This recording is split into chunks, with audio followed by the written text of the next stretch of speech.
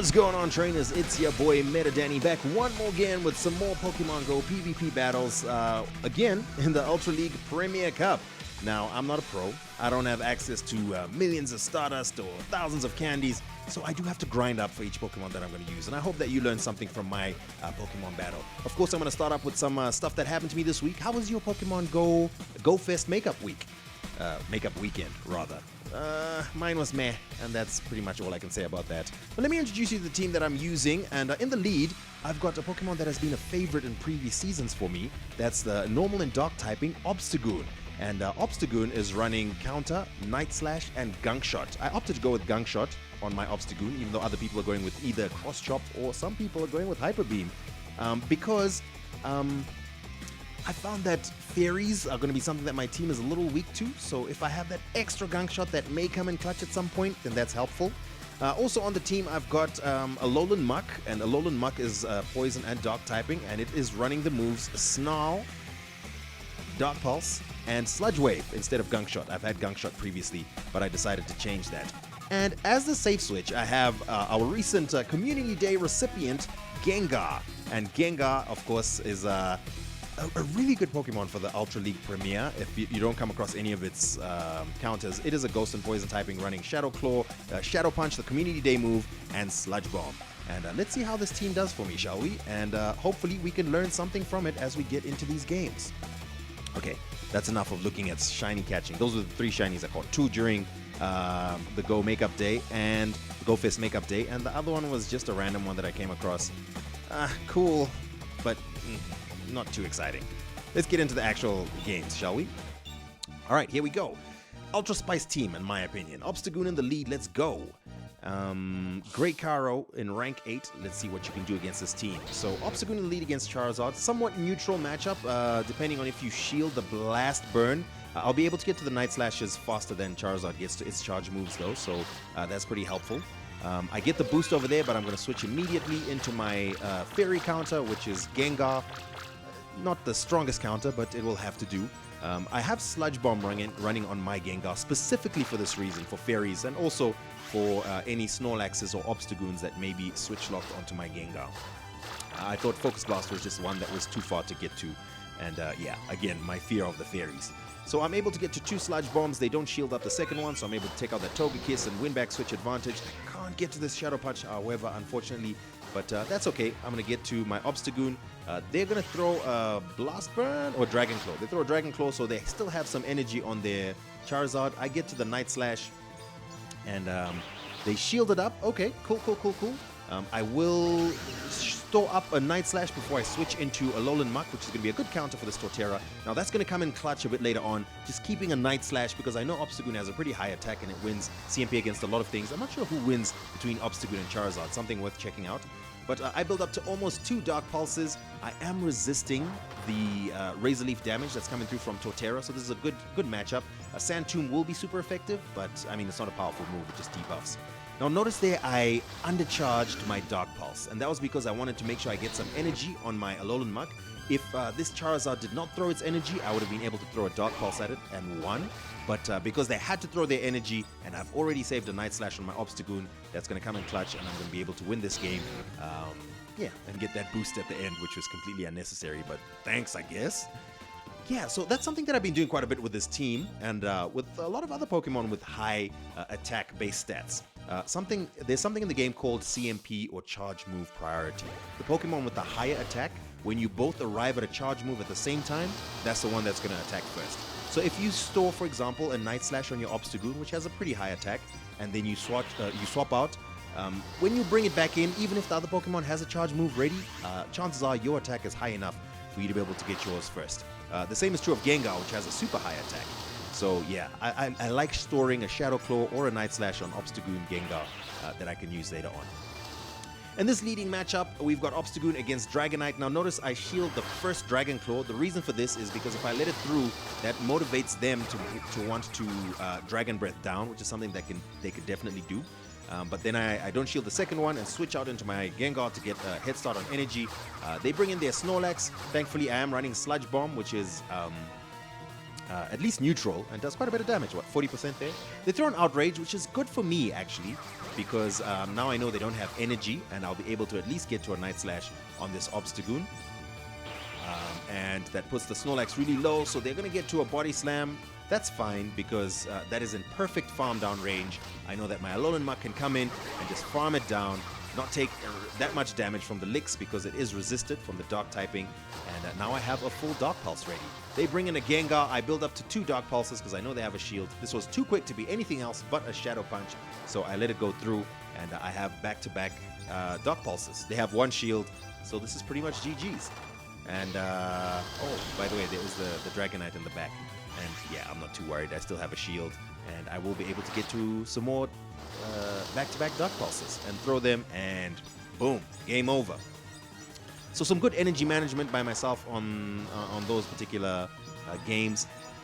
You know what? This team is extremely, I wouldn't say extremely because Obstagoon has a little bit of bulk, but it is pretty, it's pretty glassy. I mean, Gengar, of course, you so much as breathe in its direction, it's going to faint. Alolan Muk doesn't have that much bulk, and Obstagoon is okay, perhaps average bulk.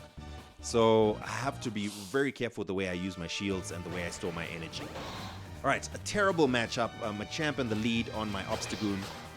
I switch into Gengar. I get a couple of Shadow Claws in. I'm able to throw a Sludge Bomb before they're able to do anything, and we know that this is going to take about 40% of its health. They do shield it up, which is fine by me because that means I now have shield advantage. They're going to be throwing Body Slams, which is a mistake if you're the Snorlax. Just lick down.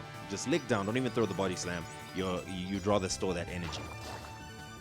Alright, so I'm at least able to land a Sludge Bomb. I have the shield advantage. I'm not too worried about whatever they might throw at me. It might be a superpower, but chances are it's going to be a Body Slam. And I'm able to counter and throw Night Slashes at this Snorlax.